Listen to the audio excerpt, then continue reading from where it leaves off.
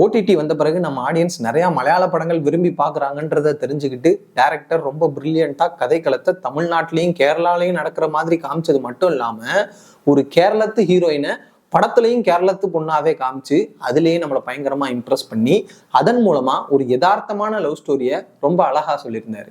Love ஸ்டோரிஸை பொறுத்த அளவுக்கு கதையை விட ஸ்கிரீன் பிளே தான் ரொம்ப முக்கியம். மற்ற ஜானர்ஸ்லயாவது ஒரு யூனிக்கான ஒன்லைன் மூலமா ஆடியன்ஸை இம்ப்ரெஸ் பண்ணி அந்த படத்தை பார்க்க வச்சிடலாம். ஆனா அந்த லவ் ஸ்டோரிஸ்ல பண்ணவே முடியாது. ஏன்னா அந்த படங்களோட ஒன்லைனை சொன்னோம்னா இந்த கதையில பல படங்கள் வந்திருக்கப்பா அப்படின்னு சொல்லிடுவாங்க. அதுவும் இந்த படத்தோட ஒன்லைன் என்ன தெரியுமா? ஹீரோ ஒரு பொண்ணை லவ் பண்றாரு, அந்த லவ் ஃபெயிலியர் ஆயிருது. அதுக்கப்புறம் இன்னொரு பொண்ணை கல்யாணம் பண்றாரு, அந்த கல்யாண வாழ்க்கையிலையும் பிரச்சனை இருக்கு. இப்போ ஹீரோவோட அந்த லவ் எப்படி ஃபெயிலியர் ஆச்சு, இந்த கல்யாண வாழ்க்கை எப்படி சக்சஸ்ஃபுல் ஆச்சு, அதுதான் அந்த படத்தோட ஒன்லைன். இதை கேட்கும்போது இது இந்த படத்தோட கதையாச்சே, இது அந்த படத்தோட கதையாச்சே நமக்கு தோணும். ஆனா படத்துல எந்த ஒரு படத்தோட சாயலுமே இருக்காது. ஒரு சீன்ஸுமே ரொம்ப ஃப்ரெஷ்ஷாகவும் யதார்த்தமாகவும் இருக்கும். ஓவரால அந்த படத்தையே